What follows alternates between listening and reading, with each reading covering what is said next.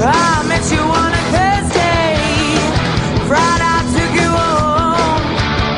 Well, Saturday I'm begging you, baby, just leave me alone. You're turning me upside down, pull me to the ground when you shake me, shake me. I'm giving you what you need and I'm begging, please don't break me, love.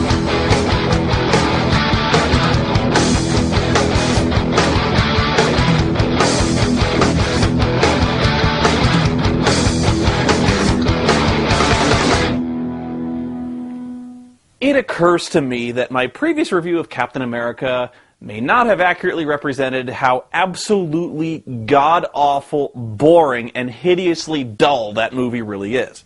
After all, the very purpose of a review is to cut to the good parts and summarize the action. And believe it or not, I did that. But that still leaves about 80 minutes of absolutely nothing that you didn't see, and I'm sure you're all grateful for that. But I think the point I'm trying to illustrate is even the stuff you saw happening in my review, stuff really wasn't happening. Seriously, I really was showing you the good parts, like the one fight scene in the entire movie in which a guy is hit with a pig. Maybe 2 guns are fired in anger the whole time. There's more footage of driving around than in Manos, The Hands of Fate. And the rest of the movie is watching Reb Brown give the most sedate, low-key performance of his entire career as he talks to scientists and whines about how he's got no control over his own life. Let me put it this way. Puma Man is 10 times the movie that Captain America is. At least. And I'm being serious. I'm not trying to be funny. Puma Man is a far superior film. Just look at Puma Man for a second. It's full of action beats. There's lots of fighting. It's not great, but it's fighting. The music is surprisingly catchy, a little crappy, but catchy, and Puma Man actually has fucking superpowers. I mean, okay, so flying and teleporting has nothing to do with being a puma, but hell, look at this. He's using superpowers. He's tearing a car up and flipping it over with super strength.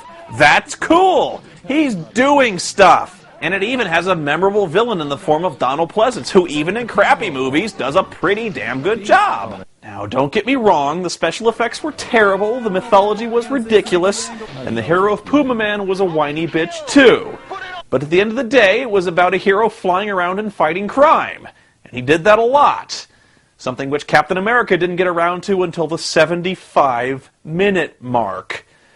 So naturally, with a movie that boring, they decided they had to make a sequel. Captain America 2, Death Too Soon.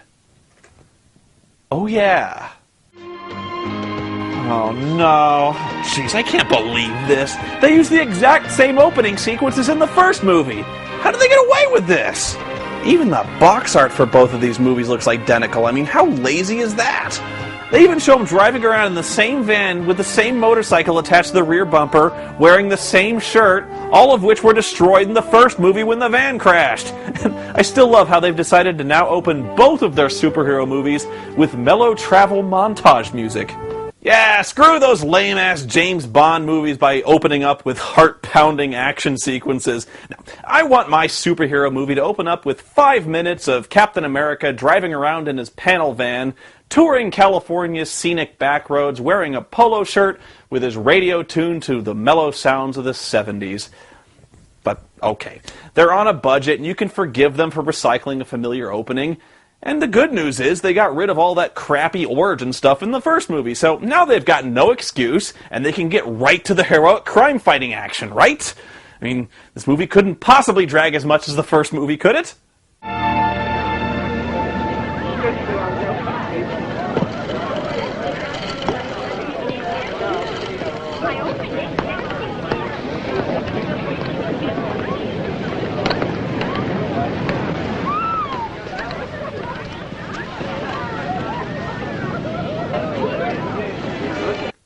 Just a little. Anyway, we find Captain America in his secret identity as, I'm not kidding, a mild-mannered park caricaturist. While making a pencil sketch of an old lady, he learns that the senior citizens of the neighborhood are being repeatedly assaulted and mugged by a street gang whenever they cash their pension checks. All my friends are scared to leave their homes, even to go shopping. Have you cashed your pension check this month, Mrs. Young? Not yet. Do me a favor. Go cash it, okay? Okay. That's good, Steve. Use the kindly old lady as bait for dangerous criminals. I'm sure Peter Parker would understand you putting Aunt May in harm's way. Anyway, the muggers grab the lady's purse, so Cap snaps into action, launching out on his rocket-powered motorcycle. He grabs the purse back, but the mugger threatens him with a knife. The captain finally decides to employ his shield, and...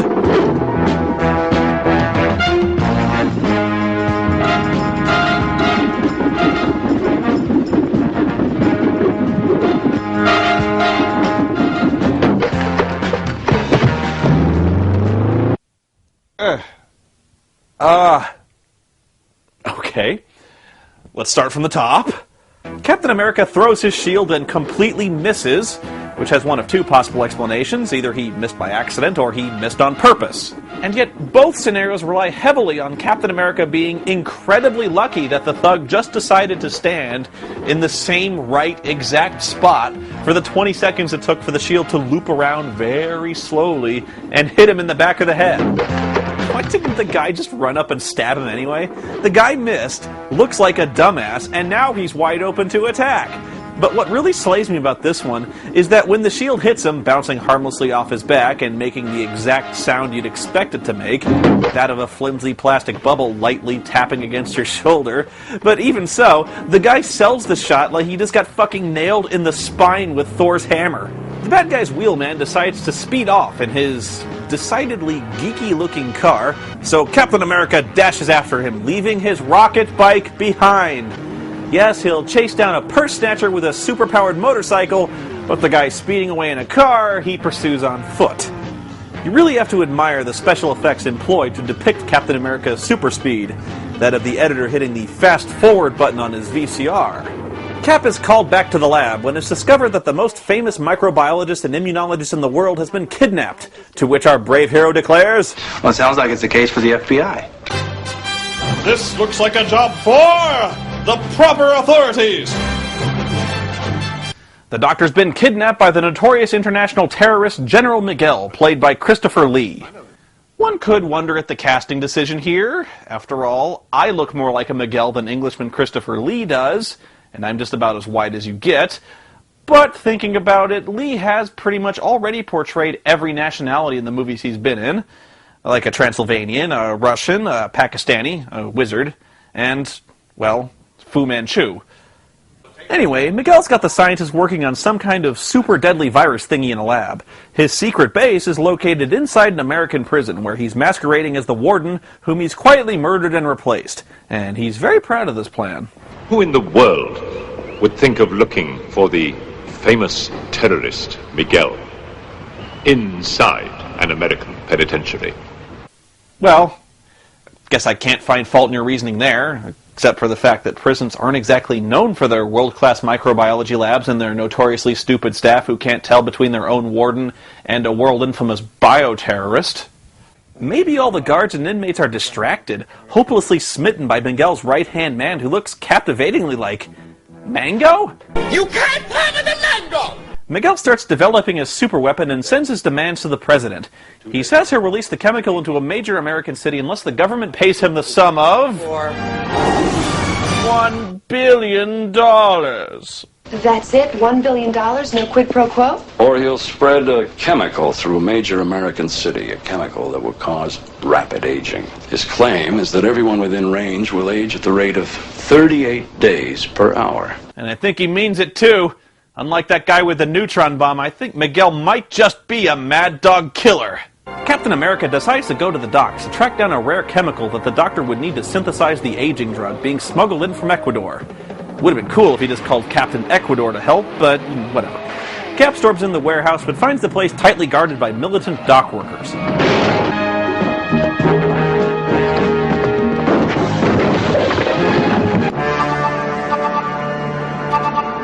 This is the song written for the fight scene. He's got to find Christopher Lee. He tried to kill him with a forklift.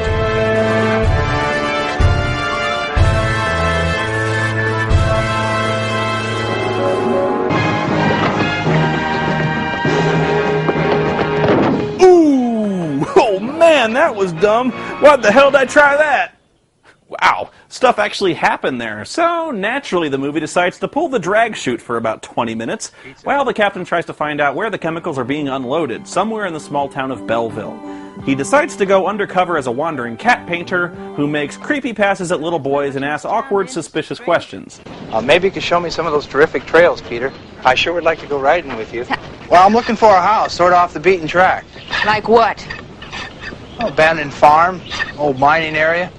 A place a guy can go and get away from it all. Sure, I love hanging out in abandoned farms, and there's nothing more relaxing than painting in an abandoned, unlit mine. As you might guess, the chunkhead blows his cover almost instantly. He's no wandering artist, Stater. He's too intelligent and too inquisitive for that. Artists are stupid, unquestioning people worthy only of contempt.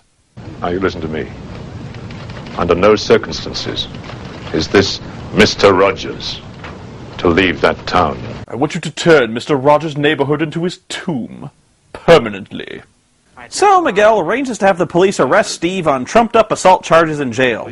Stupidly, Steve tells the cops his real name just before bending the bars and escaping the jail before Miguel's henchmen arrive to kill him. When they discover he's escaped, they run outside and see Captain America speeding away on a motorcycle, and none of them seem to manage to make the connection here. I can't understand this. I wonder if the sudden, inexplicable appearance of Captain America has any connection with the absurdly strong, muscle-bound giant named Steve Rogers, who just bent steel bars and escaped from jail. Captain America just broke Rogers out of jail. He's headed north on 401. You just saw him drive past alone on a motorcycle. You can't possibly be this stupid. And thus begins another scene where Captain America bravely flees from the bad guys. I just don't get this. He's got a bulletproof shield, super strength and speed, and he can't take out 5 unarmed hicks in a jeep? Well, eventually the bad guys mobilize some reinforcements and corner him on a dam. So he kicks in the rocket boosters, jumps the blockade, and accidentally drops off the side of the dam. That can't have been on purpose, can it? Does Captain America actually steer intentionally off the side of the dam? He couldn't have. Why would he if he was capable of jumping the blockade, hitting the road, and just keep on going? Captain America sucks, man. Moving on, the president decides that he won't pay Miguel because the United States does not negotiate with terrorists. So Miguel sends a henchman who also happens to be a talented skywriter to fly over Portland, Oregon, and write the word "smile" on the poisonous gas. It kind of sounds like something the Joker would do if he was on too tight of a budget to afford parade floats and giant balloons, doesn't it? The best part of the scene is that you can hear someone in the crowd trying to decipher and sound out phonetically the clearly written word in mile-high letters. Meanwhile, Captain America manages to get a local family to help him find Miguel's home base in the prison. He goes there and blows through the gates. He storms the administration building looking for Miguel, but Miguel's already on top of it, telling Mango to dose some guard dogs with the rapid-aging drug to help cover his escape. Well, let's make sure this time. You go to the lab and you get the professor to give the biggest dogs an overdose of the aging compound, and then you let them loose in the corridor. No, Wilson won't do that. Well, then you do it. Use the spray, it'll be faster, and make sure it is a triple dose. Dose them heavily, Mango. I want them old, arthritic, and useless when they attack Captain America. He'll never see it coming. And believe it or not, this plan works, thoroughly defeating Cap and forcing him to retreat back outside as Miguel escapes in his car. Why are there prison guards shooting at Captain America? Isn't he a national symbol of freedom and heroism? I gotta tell you, there is not a whole lot of tension in this scene. After all, how could the guards possibly hope to match his powers of sliding down a handrail? Well, he manages to escape the guards by throwing his motorcycle on top of the wall. Yeah, well, it also helps that there's no such thing as momentum or physics in this movie.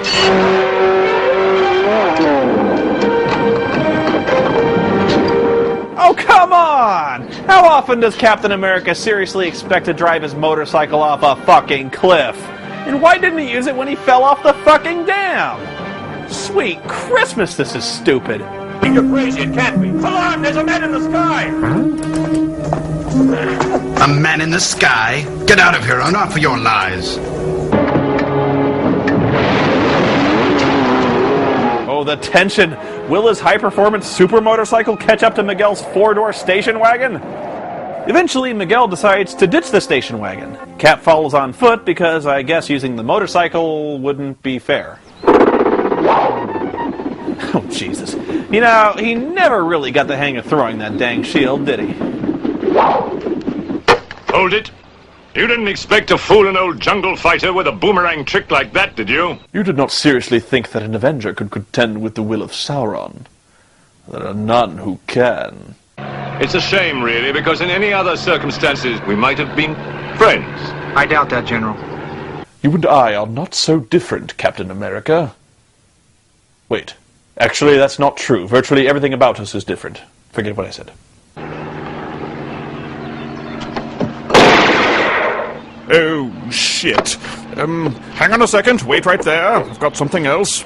Don't move now. I didn't move when you threw the shield thing at me. Here we go. Ready?